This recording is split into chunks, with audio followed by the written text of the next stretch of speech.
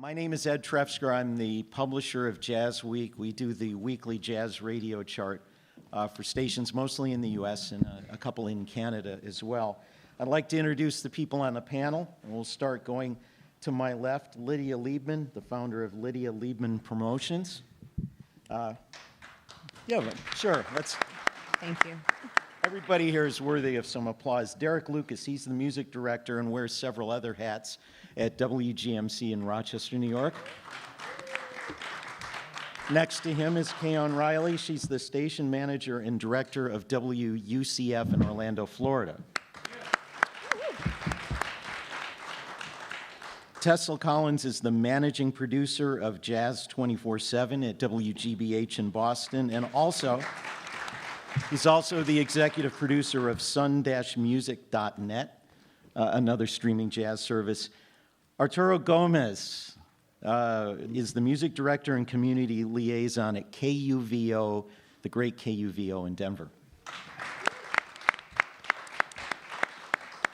I'd like to start out with kind of a snippet of some material I presented in a keynote address at our annual JazzWeek Summit back in August in San Jose, California, just to kind of set the stage and maybe challenge some paradigms.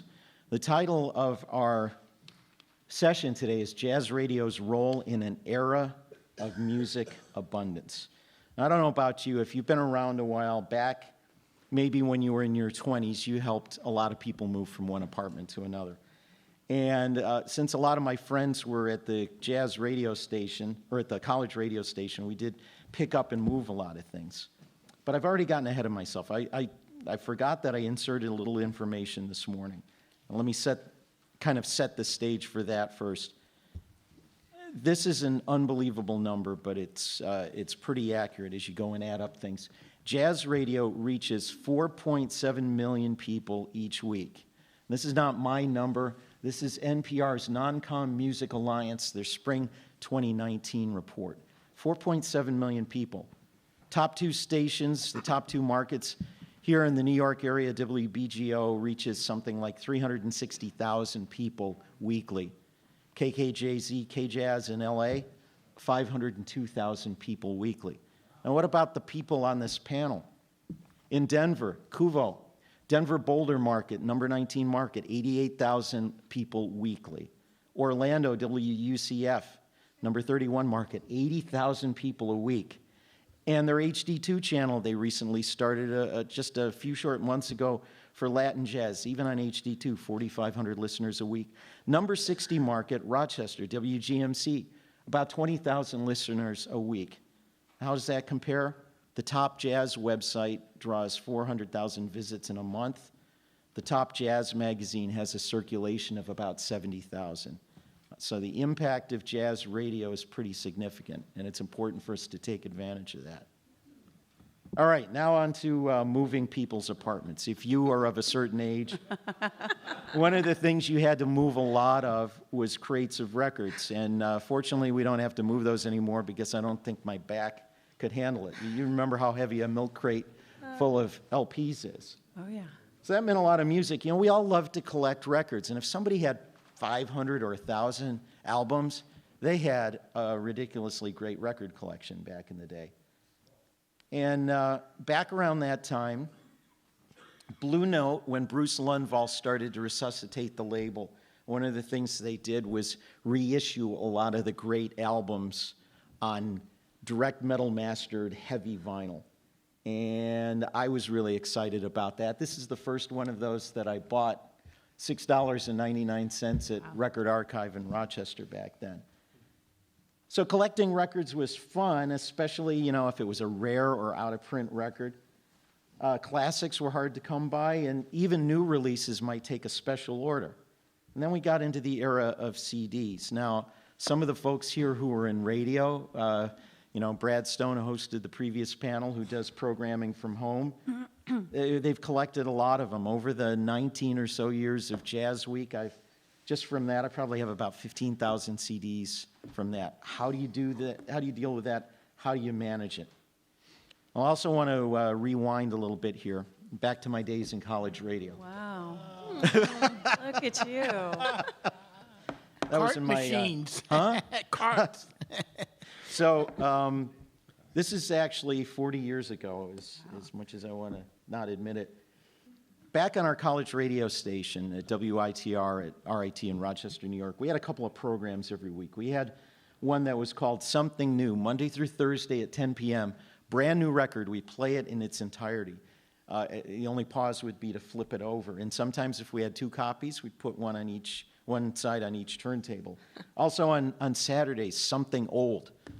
And that would be at 3 p.m., a classic album. Like the station bought a new copy of Dark Side of the Moon, and people would tape them off the air. And not only did we know people were taping them, we encouraged it. We played a calibration tone and then left a 10-second pause so that people could record it.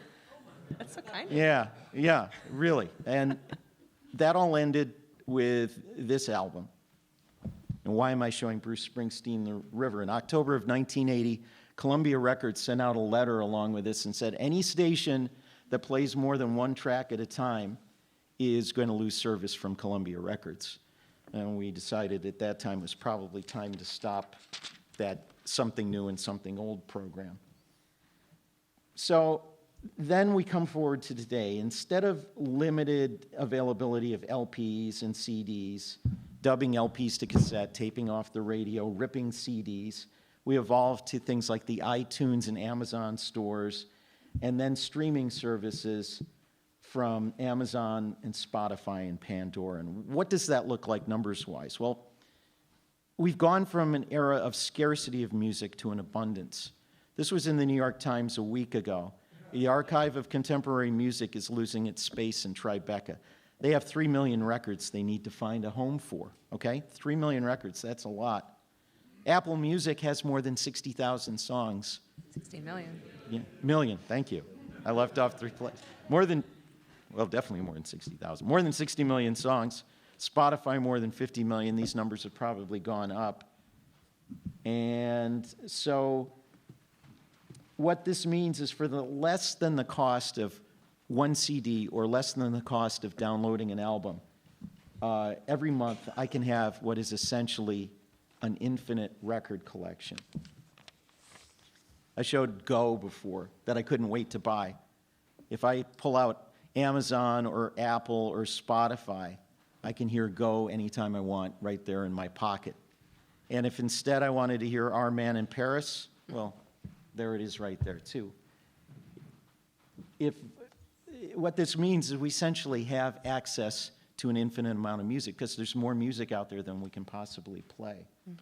So that means we need to think about people being able to play whatever they want when they want and not be waiting to be excited about hearing something rare that we might dig out of our library. Jazz radio listeners indeed have access to an infinite record collection. So we have to think about our radio stations, our FM stations, as more than FM. We have to think about on-demand programming, how we do events, maybe what we do with video, what we do with playlists, maybe additional streaming channels or HD channels. That all has to be part of it. It has to be part of our brand. So there are 3 points that I'd like to get after today.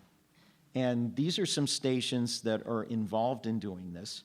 And Lydia is here as somebody who represents artists and promotes to radio, looking out for their best interest in all this. There are 3 things we want to cover today about successful jazz radio in 2020. And I will readily admit part of this is some advocacy. 3 things: tight weekday programming, your normal 6A to 7P programming, making sure we're playing the absolutely best new music, and if we're playing library material, that it's absolutely the best material. The second, making sure that your station is your community's local brand for jazz discovery. And thirdly, that brand includes web and video and HD2 and streams and playlists, good social media, on-demand content, all of those things involved. Now, as we get into the first part talking about programming, I'm going to ask for some philosophies and methodologies that the different stations use, but I want to quote a couple of things I heard in our previous panel, the jukebox jury. And I know people are kind of on the spot to give a quick assessment of a snippet of a record they heard, But a couple of things I heard from the panel were, it's okay, or I'd find a place for it. And I wrote down here with an exclamation point, no. If it's just okay, or if you're trying to find a place for it, then probably it's not good enough to play on your radio station, because there is so much good music out there. Now, first I'd like to start with Kayonne. She probably represents one end, that maybe a more extreme end of the spectrum on programming music because of the way she goes about it. So, Kayonne, I'd like you to tell us a little bit about how music is selected and scheduled on your station and how you go about programming it, because you have an approach that's a lot closer to what people might think of for commercial radio, but you've also demonstrated with listenership and donor dollars some great success. Yes, we use what, if you take a radio programming class in college, you'll see what people talk about as the CRG method of classifying your music playlist. And CRG means current, recurrent, and gold. So we have our music divided into those three categories, and any hour of the day, you're going to hear a mixture of currents, recurrents, and golds. So currents, obviously, is the new music that we get. I just talked to Rich Willie right here in the front row, and I told him, you came out with 2 records in 1 year. We were still playing your old record, your most recent record, and then you came out with a new one. We keep our currents in for 5 to 6 months. So if we add you into our current spins, you're going to be in there for a good long time, and you're going to get a lot of spins. The recurrent is anything that was a current, is no longer a current, and that we decide to keep in the library. Not every current makes it to a recurrent. We have some that they're good to be spinned as a current. They may not make it to the recurrence, but a lot of them do. So our recurrents go from, say, a year ago to 20 years ago. And then the golds are the golds, the classic stuff. And we have, in the current selections, we might have from 80 to 100 individual songs at any time, and those rotate throughout the week.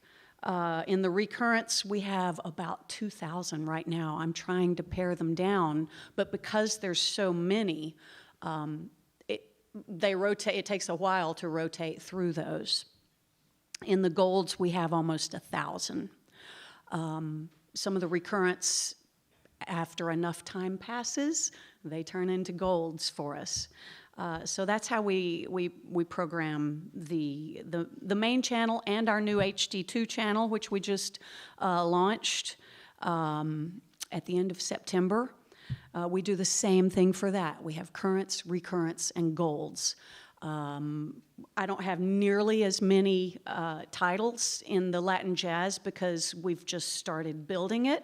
We always played Latin jazz within our regular jazz channel, but because of the demographic changes in Orlando and what I had seen in the Nielsen ratings, Latin music is extremely popular in Orlando. After the hurricane in Puerto Rico, and I'm sure now with the earthquake, Orlando has become one of the main relocation places for people from Puerto Rico. So there's a huge desire in our market for Spanish music. Nobody was doing Latin jazz. There were people playing tropical, salsa, there was Spanish talk, but nobody was doing Latin jazz. So it just made sense for us to dedicate our HD2 channel to all Latin jazz. And it's been very popular. We're already starting to break into the Nielsen top 30 in Orlando with our HD2 channel, which is pretty amazing because not everybody has an HD radio. You can listen to us on the stream, but it's been very popular. So, Kayonne, I would like to dig in a little bit further on that. You mentioned 80 to 100 current songs. How many songs per album? About 2 It songs? depends on what it is. It Yeah. depends, like the Pancho Sanchez record, there was a big thing on the JPL list, why has Pancho Sanchez been in the top 10 for 10 weeks? I didn't even know this debate was going on. I was so busy I hadn't seen it, and somebody told me, Neil or somebody told me about it. And the reason why, I think one of the reasons why, it's a great record, number one, but we've got 2 channels, and they're both 24/7 jazz. So the one channel is, a mixture of straight-ahead jazz, Latin jazz, and everything, and then our HD2 channel is all Latin jazz. So with the Pancho Sanchez, we found 5 tunes on that album that we added. 3 of them were playing on our regular jazz channel, and all 5 of them were playing on our Latin jazz channel. So when you add those all up, it's significant weekly spends for Pancho Sanchez. But so for a typical album on your- record, yeah. 1 to 2. And so a typical record that you play heavy on your main channel is going to be around 25 to 30 spins. 25 to 30 spins, yeah. That's pretty significant. I want folks to remember that number of 25 to 30. And here's one reason why. Typically, these stations are going to have what Nielsen would refer to as TSL, time spent listening, of 3 to 6 hours per week for your average listener. Somebody driving home and home to work and home, on their commute. Maybe you'll have some people who listen at work, and those numbers will be higher. But if you're playing something once or twice a week and somebody's listening to you 3 hours a week, chances are they're never going to hear a certain release. But if you're playing something to the extent like that, most of the listeners are going to get to hear it. And again, we're speaking of stations that are full-time or mostly full-time stations. Yeah. I'm sure that has a bit to do with your thinking with that too, correct? Mm-hmm. I have a program director that tells me by the time I'm getting a little tired of the record, the listener is just starting to recognize it, because I'm listening 8-10 hours a day, every day, and they're, like Ed said, they're listening sporadically, not all the time. Some of them do listen a lot, and we've got some listeners that say that they have it on in their homes all the time, but it's true, they have to hear it a lot. So we try to, and that's why we keep it in for 5 to 6 months. We want you guys that are musicians, you put so much work into these albums, and you've done some great work. So if we don't give it a significant time on air, people aren't going to hear it. So that's what we really try to do. And right now, this is going to be something that happens during 2020. JazzWeek is doing some testing with monitoring streams of stations and automatically detecting airplay. And one of the stations we've been monitoring during the test is WUCF, and almost right on the button, 40% of what's played on that station is currents, and probably a big portion of that recurrence. But that's a station that is really significantly getting exposure for current releases and new artists. And one last thing before we move along on there. Over the course of the time, as you've refined your music scheduling and how your hosts are hosting the program, you've seen some tremendous gains in listenership and in fundraising. Could you just share briefly that success? Well, we moved from individual DJs picking what that they were playing, and we had some great DJs, we still do, with many years of experience in the business. We moved to playlisting, where our program director produces the playlist for the whole day, and the hosts can now concentrate, instead of trying to worry about what they're going to play next, they can worry about really digging into what they're going to say about the artist and about the recording. And they can worry more about how they're going to do that. They can also spend some time doing social media. So when we did that, our day turned from well, I like to listen in the morning because Alan Rock plays a lot of big bands, but I don't like to listen in the afternoon because this other guy, Ken, likes to play outside stuff. And so people had to remember when they wanted to listen. And listeners just aren't going to work that hard. So now you can tune in any time of the day or night, and you're going to get a really good mix of music. You're going to hear some of the great currents. Maybe Alan, who used to do our mornings, didn't like Latin jazz, and so you would never hear the Pancho Sanchez record. You'd hear a lot of Frank Sinatra, though. But now you can tune in any time of the day or night and hear a really great mix of music. So that, because of the predictability, the regularity of being able to hear good music, people could tune in anytime, or they could leave the radio on all the time. So it resulted in better numbers for us. Yeah, over a one share, like a 1.1 in the most recent one, I think, which is very good for jazz. There are not many markets where you see that. Derrick, I'm going to go to you next because I think I know a little bit more about where you are than Arturo, but I think you both program similarly music-wise. As opposed to scheduling, you have a clock and categories for music that your hosts work within. How does that work, and how do you go about choosing the music that they play? It's kind of a mix of the classic 1970s rock and jazz format using the clock. So you have a balance of between new vocals, classic vocals, new material, classic material. So essentially it's half and half. So the half I program in terms of the songs I want played, the artists I want played, and then the jocks can insert their personality by adding what they like. So you get a balance of maybe classic Miles as well as Mark Winkler or Jacarea and Ken Fowler. So that way we get to introduce new artists for younger folks, as well as classic artists for folks who may not know who Miles Davis is or Dave Brubeck. So we assume that people know who these masters are. They may not. So it's kind of part of the education process. And also, we have a younger staff. Our staff ranges from ages 20 to 83, our on-air staff. So again, it's just using that experience as well. So some folks are more comfortable with the people they know. But our younger jocks are comfortable with people they know. So using that balance of the clock, they get to learn both sides of it, and so do our listeners. Now, one of the things you do, Derrick, is you have a selection of the new releases you think are absolutely the best ones that you put in a heavy rotation. How many releases are those? And again, I can say you're talking 25 or 30 spins a week on the heavy rotation. How many do you have in that? Right, so I'll usually, in my heavy rotation, the power, well, maybe I'll have it, say 10 releases in that. So generally they get played 3 times a day, 4 times a day, like the old days in pop radio in the 70s, or 80s.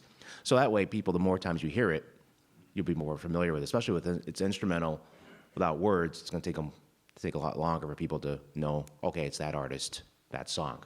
And with vocals, we'll do the same thing, especially with an emerging vocalist, let's say a Jasmine Horn or a Sharnay Wade, something like that. So just using that mindset, playing it 3 or 4 times a day. So during the morning, afternoon, and drive at night, people get to know, oh, hey, I know that song. I know that song. I know that song. I know that artist. And then as we'll talk a little bit, also we'll attach social media with that artist. Hey, if you want to learn more about this artist, check them out on this website or check them out here on our Instagram page. So you're kind of straddling between tight scheduling and completely free form. You're putting a structure around that to make sure. Now, Right. In addition to the heavies, how many currents do you typically have in your rotation? How many new records? Let's say, so for instrumentals currents, I'll have new instrumentals, about 15 to 20, vocals, about 10, and on heavies between 5 to 10. So with those numbers, given the amount of records that come out each week, and probably the promoters in this room would say, would agree with this, you're very particular about what you add to your current rotation. Right. So last year we counted roughly 2,000 releases came out. Over 2,000 releases we got between digital, vinyl, we're getting vinyl again, and CDs. Yeah. So we have to, so we weed through all of that. I have interns to help me listen to the music that I tell, here's what I'm looking for. It should sound like this, this, and that. And so some days it will work best for daytime, some things will work best for night. Some things are best work for weekends. So since we have 168 hours to program, so we have a lot more flexibility in terms of what we can do. But I'm looking for certain parameters because, like Kayonne said, I look at our listening audience by the demographics as well as who's donating to us. So we've seen a major switch and shift in donors. It's 60-40 women donating to us. So that being said, that's our listening audience.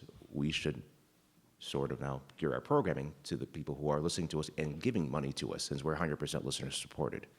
And roughly, before we move on to Arturo and what they're doing at KUVO, from what I've seen, probably 50% of what you play on the air is currents. Is that correct, Derrick? Yes, that's absolutely, yeah. So half of what's being heard in that listening area is new music and a fairly particular and heavy rotation of it. So that's a lot of exposure. Now, Arturo, your numbers are probably somewhere in between Kayonne's and Derrick's, somewhere in that range. Could you tell us a little bit about how you're selecting the music for your hosts and how they go about putting together their shows? Well, sure, and thank you very much for allowing me to be a part of this panel. First of all, I'd like to make a general statement about radio in general, in particular jazz radio, because in looking around to the audience and my panel members, I can say we are all digital immigrants. We are not digital native. That's the next generation and others coming up behind us. So we are in a crossroads of going from traditional radio into the future and digital radio. And that changes everything. And as Derrick said, about 2,000 releases from 2019, maybe less than 10% of that made it to currents. And of the other balance, less than 10% of that received some airplay, which means the vast majority of music arriving in this overwhelming amount of music we are receiving gets any airplay. The reason we are getting so much music is because it's so much easier for artists to get music out than it was years ago when you had to have a label and you'd go through a pressing plant that would make records and then CDs. But since the 90s, the vast majority of releases you receive are independent. It's the artists themselves recording it, paying for the cost of producing it, and sending it out to the stations. And now we are getting more and more links to download music to be played. Sometimes it's only a single.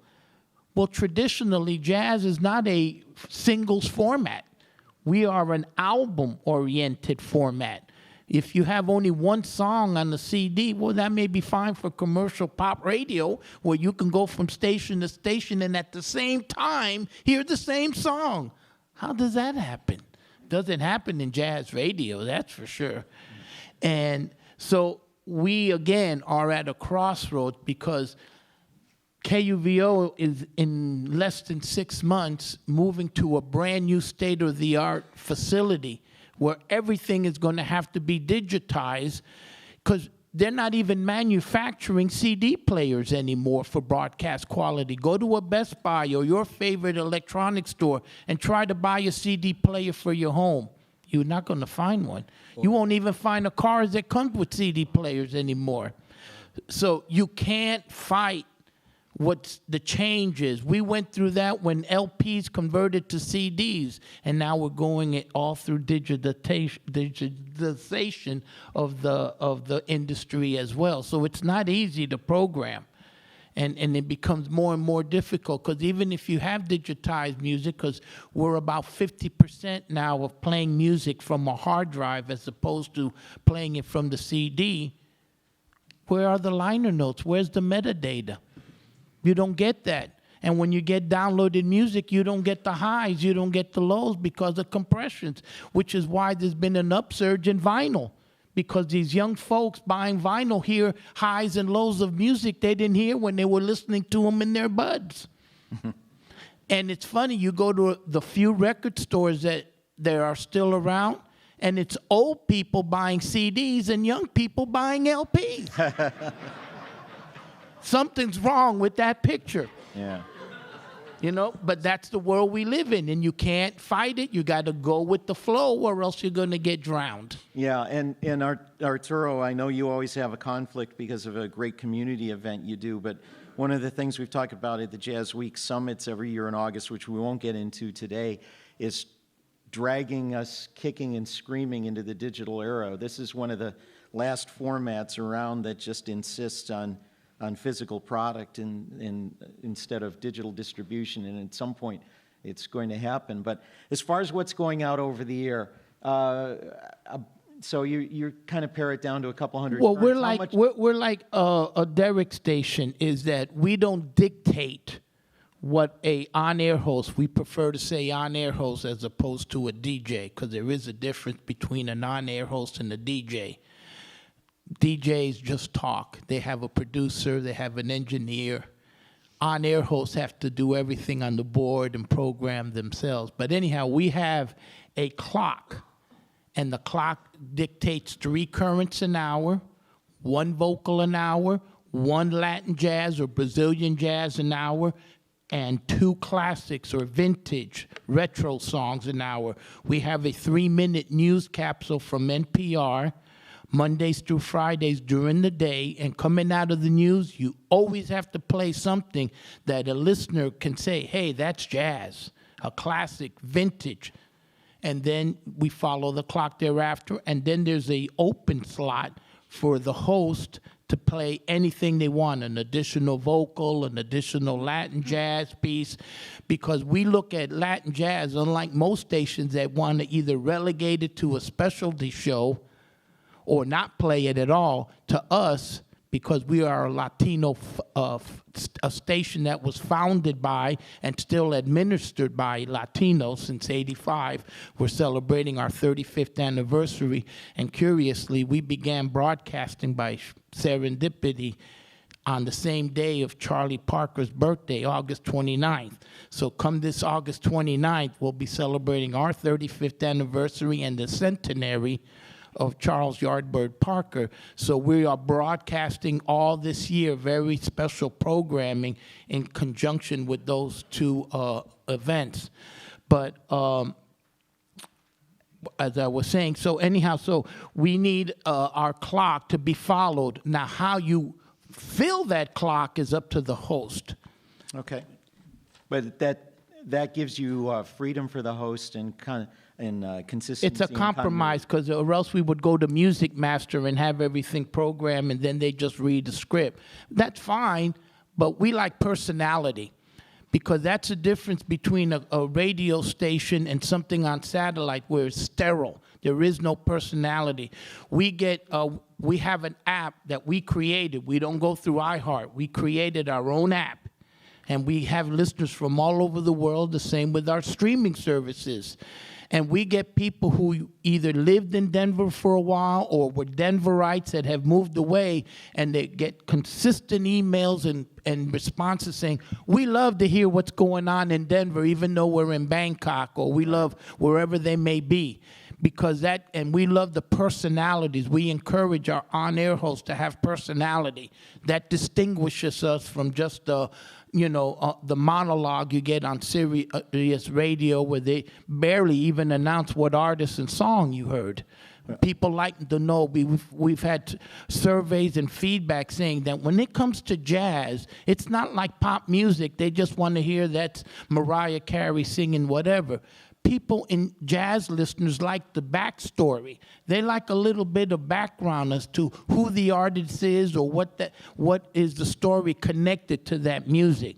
Yeah, well, and we'll get into some of the local connection in just a bit. I want to touch base here also with Tessil and with Lydia. Tessil, you're in a situation with WGBH in Boston where you're down on the FM signal to 9 hours of live programming, plus a little bit of the Jazz 24/7 U program. So while you're a streaming station, you also are serving as the local jazz outlet for Boston and wherever else people want to listen.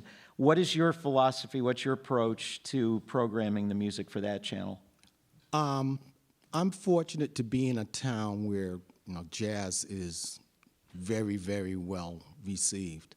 And when WGBH dropped all the music off the air, folks, not all, the 9 hours, which is Eric Jackson, I had already been producing Sun Music, which is an online automated radio station, and WGBH asked me to come in and build their online station, which we've often talked about having live announcers on the online station.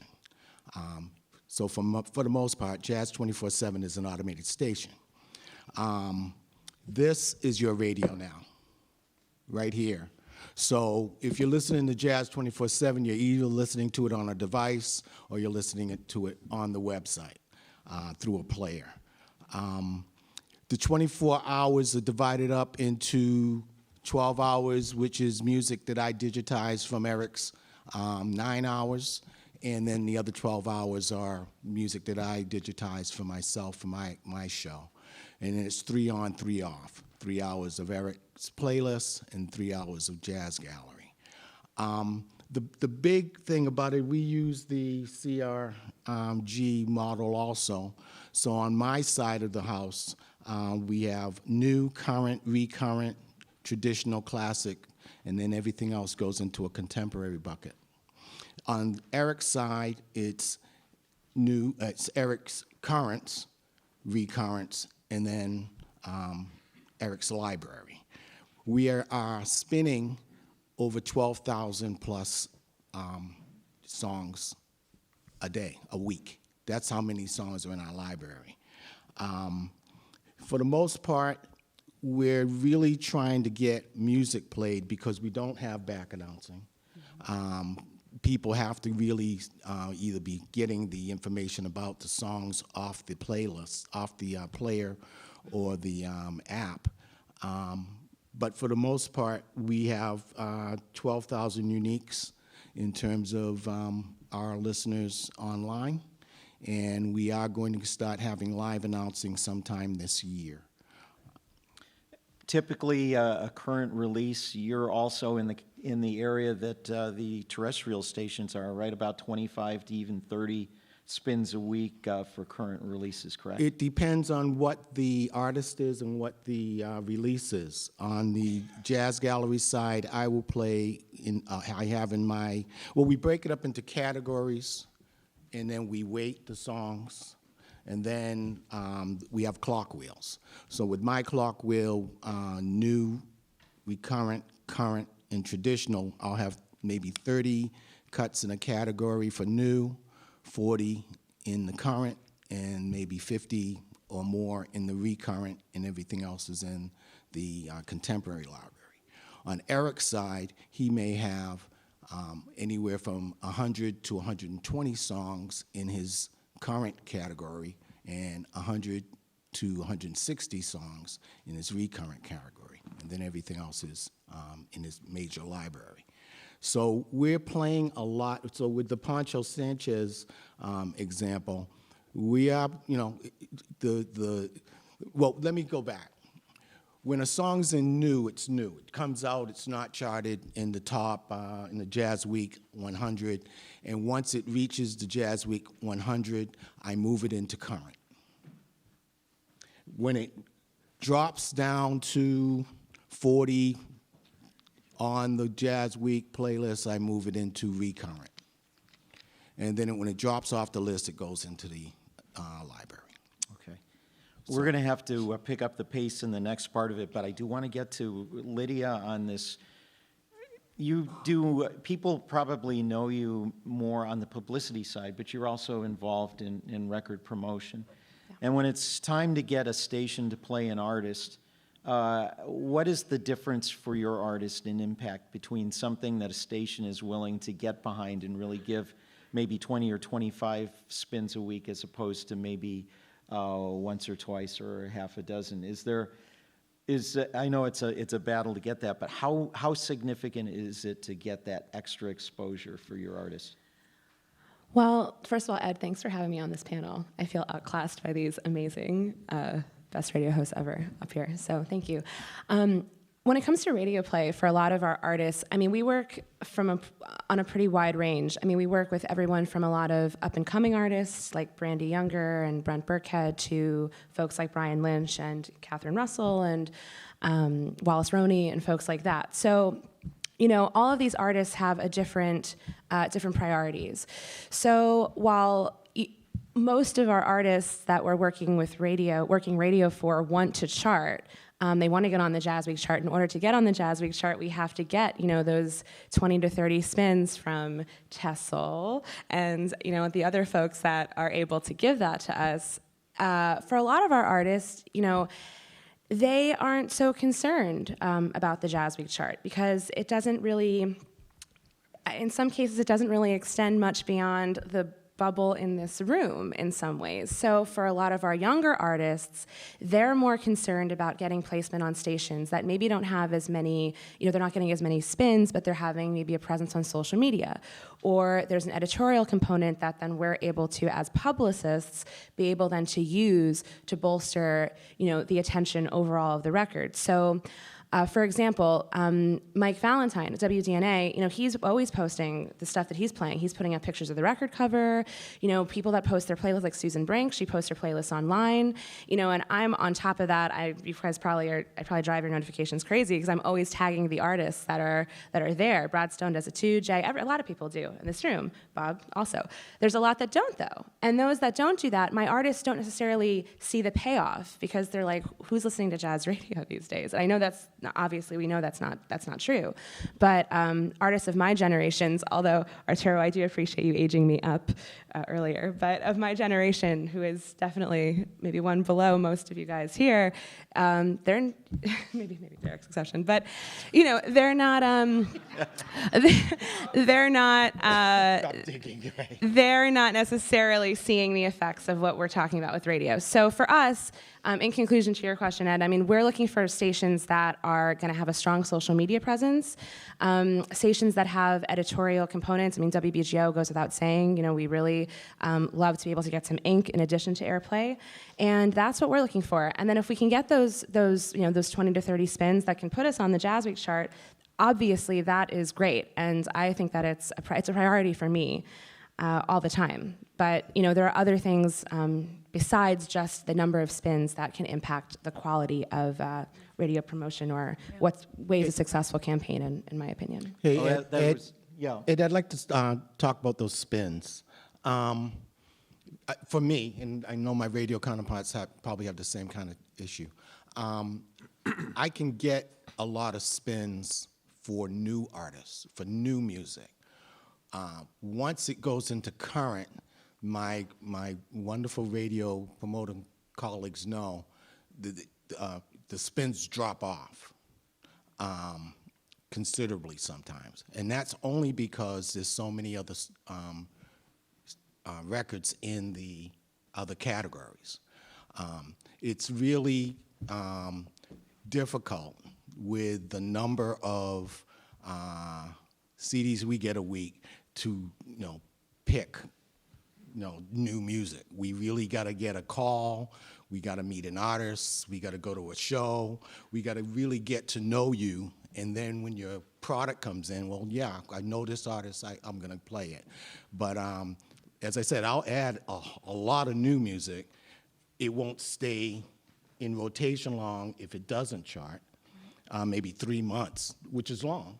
Mm-hmm. But if it gets worn out, it just goes into the library, but you may still get 1 or 2 spins because it's in the library. Yeah. Lydia gave us a perfect segue to the other part of what we really want to get into, and I'm going to let the panel know we're going to try to keep this to about 12, 15 minutes so that we can allow a few minutes for Q&A at the end here. Mm-hmm. Traditionally, we think of stations as being the FM signal, but one of the reasons I asked the participants from the stations to be part of this panel is because they are so active in a number of different areas. So we'll try to do maybe some quick hits on some things. At WUCF, Kayonne, you also are with a sister PBS television station, and that has allowed you to do some interesting things on the video side. both with live audio and performances on TV. Can you tell us a little bit about what Yep. you've been able to do there? Okay. We merged with WUCF TV recently. We moved into their studios, and all of 2019, our concert series, and we scheduled one per month, were done in conjunction with our TV station. And so not only was it recorded and broadcasted live on the radio, but there was a 3-camera shoot with multiple additional GoPro shots. And then they take that recording. By the way, we also bring in a full-time real recording engineer that sets up fantastic mics. We have a Yamaha C7X that lives in the studio that is tuned before every show. So it's a really neat thing that we do. Mark Winkler has been posting some of his video from that show, so go check out Mark's page on Facebook. So yeah, it's been great. We have this is just a little flyer we did for the concert that we had in December, which was Champion Fulton, which was fantastic. So the partnership with the TV station has been great. We broadcast the radio end of it because we have it immediately. We pre-recorded, actually. We used to broadcast it live when TV wasn't involved, but we learned after about the first one that we don't want to try to do that because TV, there's always going to be some kind of snag. So we record it, and then we broadcast it a couple hours later that day. And then we rebroadcast it again, and we rebroadcast it again. TV has to edit it and do all their TV magic to it, and then they air it a few months later. But then it goes in their rotation, and it comes up again numerous times. So it's been a really great thing. They also take individual clips and put it up on our website. They're trying to get PBS National to air some of these clips on the PBS site. So it's been a really great thing for us. 2019 was our first year that we did this in conjunction with TV, and so 2020, this year, we're booking mostly all Latin jazz to publicize our HD2 channel. So that's been a great thing. Even if you're a radio station, if you're not partnered with a TV station, if you can do the live concerts, they're a fantastic thing to do. We did them for 20 years, just radio.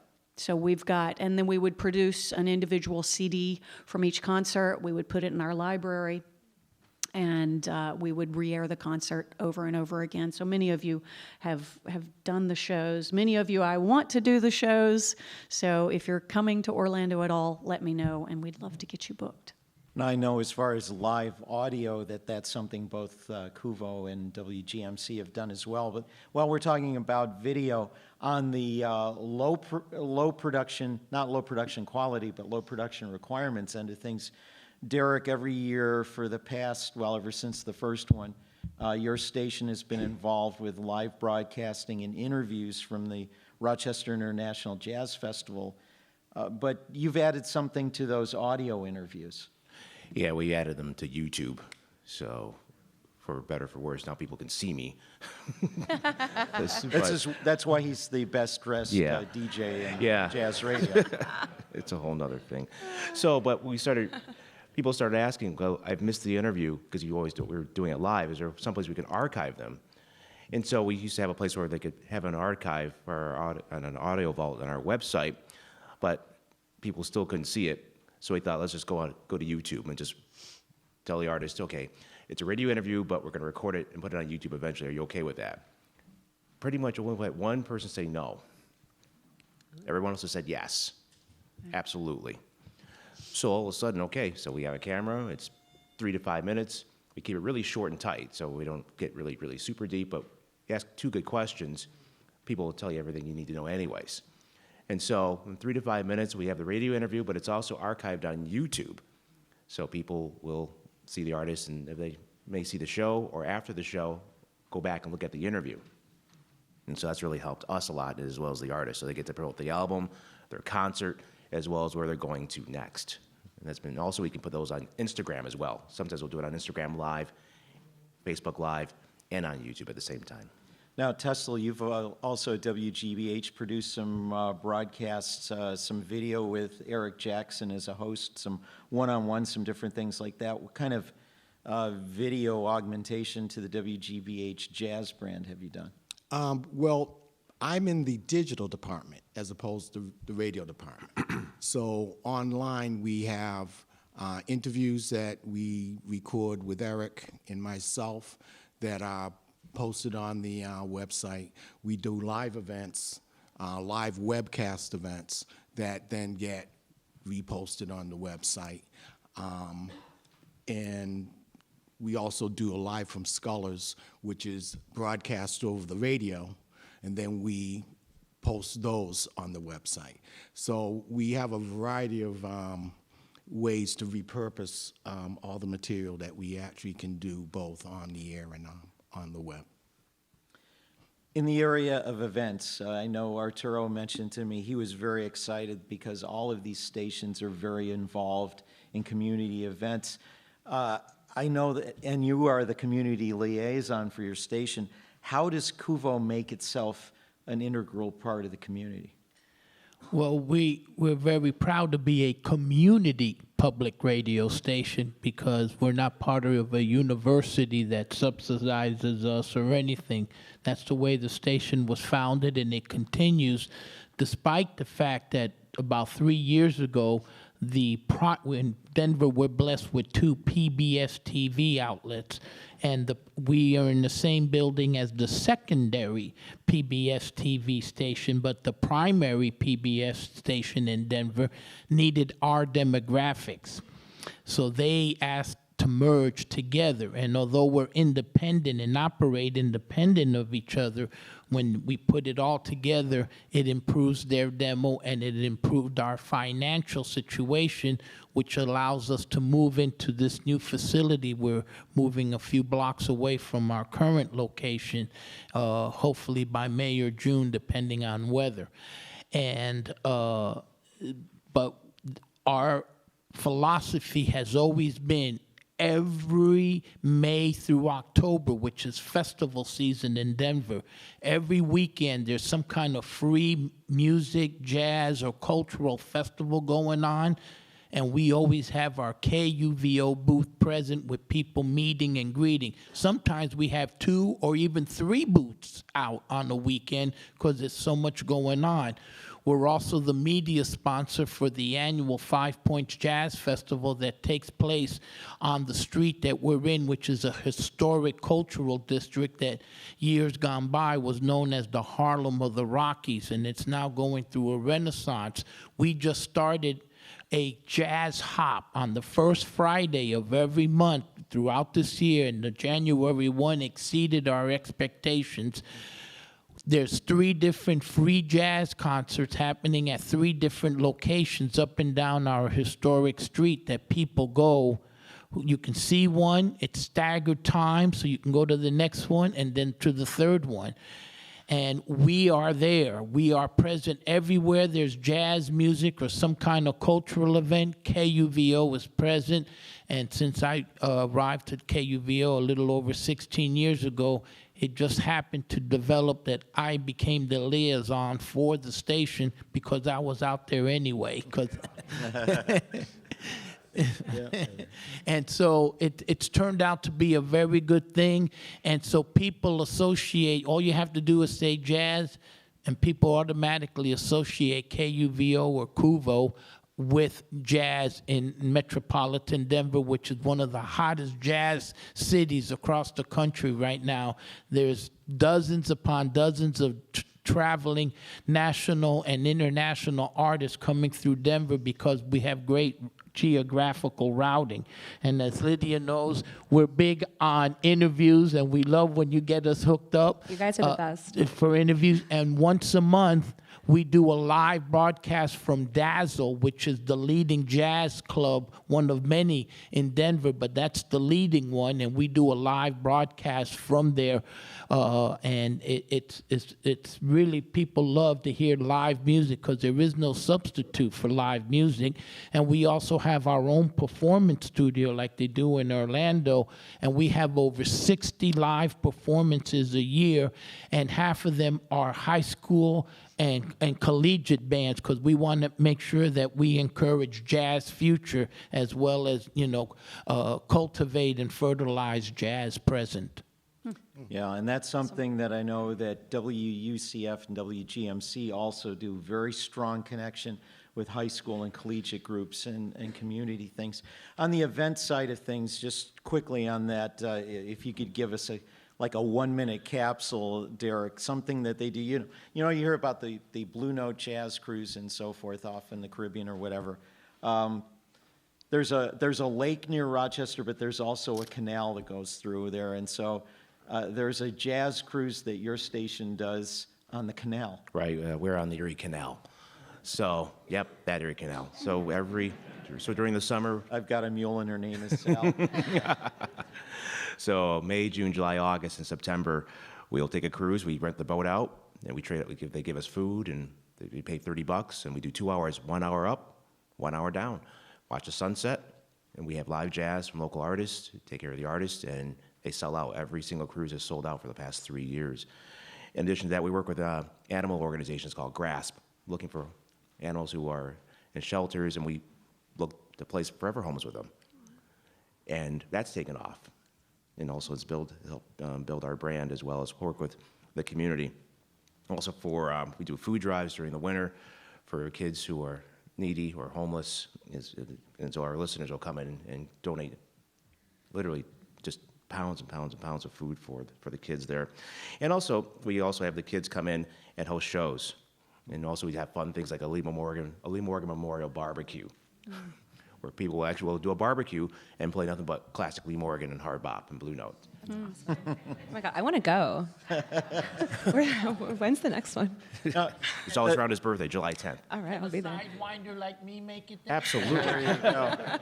Well, and one thing that's not on here, but it really is a given, is social media. And I know there's a lot more stations can do, but Lydia, you do see some of the social media stuff that stations do with the artists. What kind of things, you did touch on it, what kind of things can stations be doing, maybe even letting you know or other promoters know and making sure you're connected? Yeah.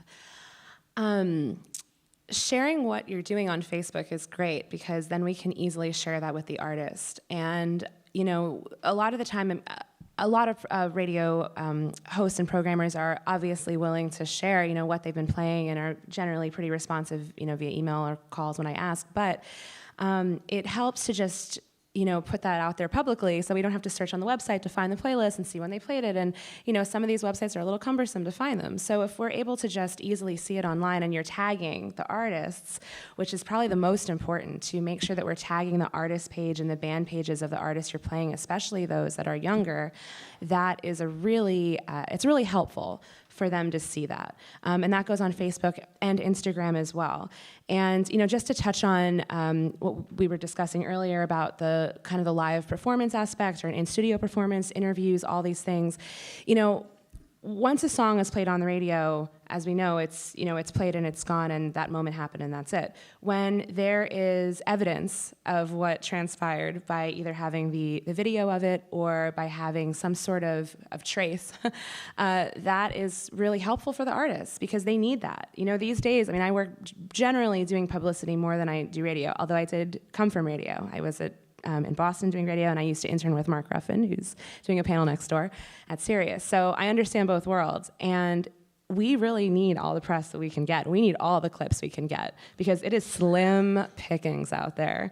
So having something from WBGO, having something from GBH or WUCF, or you guys, Derrick, this is what we need. We need this stuff. So I really do encourage the stations that are here to really, social media is it's really important. And to be honest, with a lot of the artists we work with, it's the only thing that they're checking out when it comes to radio. And I know that kind of is lame, but it's kind of the truth. So all those things, tagging, all of it. And if you don't know, ask your promoters, ask the publicists, ask them about the social media links. We'll gladly provide you with all the Instagram handles, the Facebook names, all of that. It's really important. And then we can also, if you tag, us, or you tag, your respective promoter you're working with, and they can share it easily on their channels. So it just makes it an easy chain where there's not a lot of work involved, and it's actually can spread really quickly that way. So just do all the social media stuff. I mean, sometimes I can't find a radio station that I can't tag them on Instagram to thank them for playing one of my artists, and that is hard. It's horrible. I mean, at this day and age, everyone should have an Instagram. Everyone should have a Facebook page for their station and show. Mm-hmm. Yeah, and Instagram, Derrick has mentioned that has been one of the big routes for younger listeners to the station. Mm-hmm. We've got just about 9 minutes on the clock, and I wanted to make sure we got a chance for anybody who has some questions. There is so much more we could cover, but I just really wanted to let people understand that there's more than just somebody sitting there and putting music out through the radio. It's a much bigger thing to be part of jazz radio today, and it's part of building that brand for your community. But there's a microphone up here in the center, and if we have somebody who would like to ask a question. Ed, while you're waiting for someone to ask a question, and we were talking about the JazzWeek's chart, Yeah. I just want to acknowledge that the #1 most played artist on the JazzWeek chart is here present, Catherine Russell. Yay, Catherine!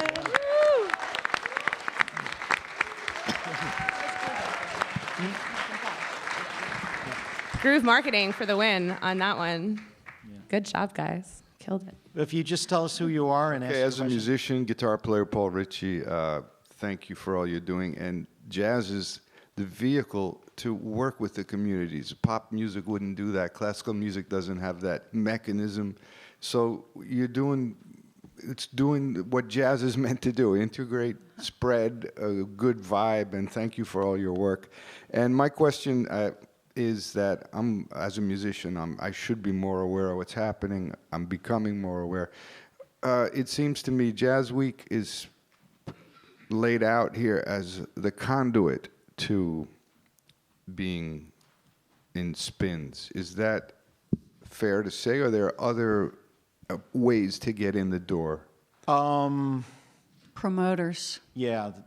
Promoters. But the promoters go through JazzWeek? The promoters contact the radio stations. Right. Yeah. JazzWeek is... That I'm aware of. The way I like to describe it is JazzWeek is sort of like the TV meteorologist. We're reporting on it, but we're not controlling the weather. We're recording what people are playing. As I said to somebody yesterday, you can't manage what you can't measure, and you need to be able to have some sort of a gauge on how things are being played. So that's JazzWeek's role in the whole ecosystem. I mean, with all the music we're getting, if we get the opportunity to listen to it and it's good, I'm almost certain we're going to play it, whether we got it from a promoter or we got it, heard about it from JazzWeek. But it's a lot easier if we see something from either the artist, the promoter, or we hear about a show, you're in town, and then you have something that we can play. Right, with tour support especially, or if you have a compelling story, maybe it's Matthew Whitaker who's trending on Instagram because he's playing basketball. Yeah. And hitting free throws and jump shots, and he's blind, for those who don't know. Sure. Things like that. There's a story that can connect his music now with listeners. Sorry. Yes. Hi, I'm Jeff Kelly. I'm from Houston, Texas, but our radio station we had just disappeared. I do my own thing now called jazzkelly.com. I just want to thank all of you all for continuing to bring the swing to this world. My question is mainly toward Mr. Collins. You don't have any announcers. How, there's no one back announcing what you play. Right. And you do have the Scully's, great place. How do you how's your public support? Your public. Our public support is excellent. Our public support is excellent. Now, it's excellent because we're WGBH. And there's television. And associated with WGBH it, is too. television, radio, digital, and education. So if you're watching Masterpiece Theater or Nova, that's WGBH. And for the most part, what my colleagues in the back of the room and I are doing is we beat the drum for jazz and jazz money all the time. So between doing events in the community, doing events at the station, because we have we're Boston Symphony Orchestra classical, so that's where they record their stuff. So we do everything we can to stay close to the community while we try to raise our support. Our need for support comes from in-house. We need our colleagues in-house to support jazz. Outside of WGBH in the Boston community here in New York, everybody loves what we do. We really have to keep beating the drum inside WGBH to make sure that they know that, our tag in-house is jazz is huge. But are you entertaining the thought of getting announcers again? We've done all the technology. Jazz 24/7 is ready to add live announcers. As soon as the IT guys and the radio engineers handshake, we'll be able to do it. But we can do it, and that's where a lot of this is going. We have terrestrial broadcasters broadcasting their broadcasts on the internet as a stream. Jazz 24/7 is a native internet station. So once we get that squared away, we can put more stations on the air with with live announcers, and that terrestrial signal will have some competition. So I just want to thank you all, first of all, because I am still in the 20th century. And I also want to say that Tessil, all of you personally reach out to make sure that they reach out personally with texts, emails, just to make sure that we keep the relationships to the artists. And if whatever we give you, you give us back. You help us with as much as we give you. So thank you for helping me too, and thank you for helping me with the apps. That makes, listening, boom, it's just right there wherever you are. And thank you, Eric, for, Arturo, everybody, for having us on. And so, and when we're coming, then you reach out and say, come visit us.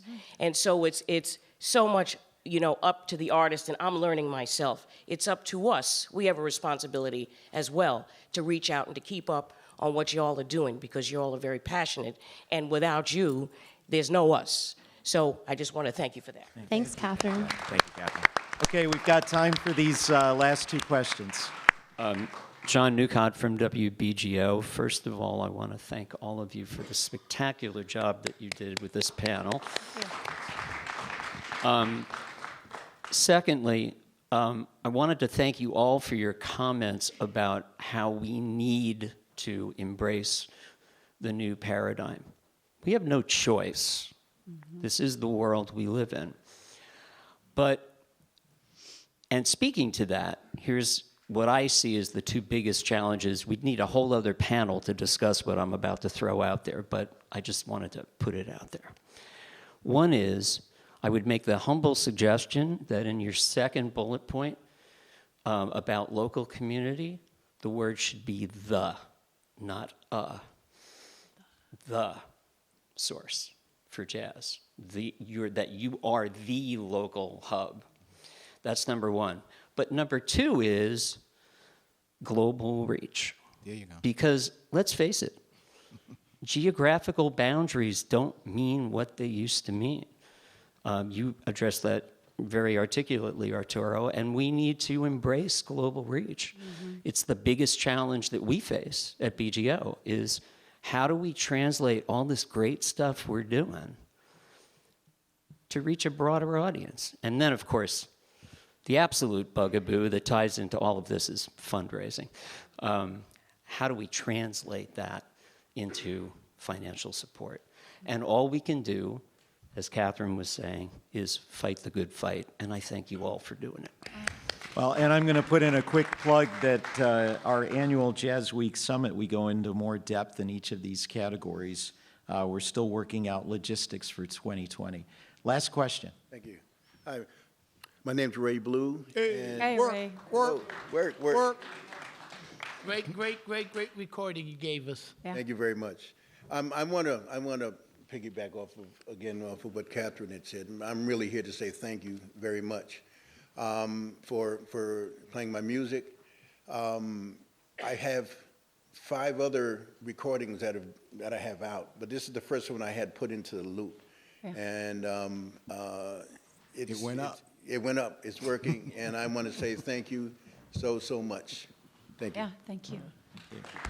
Well, with that, we've used up our allotted time. Thank you so much for all your attention, and thank you to this panel.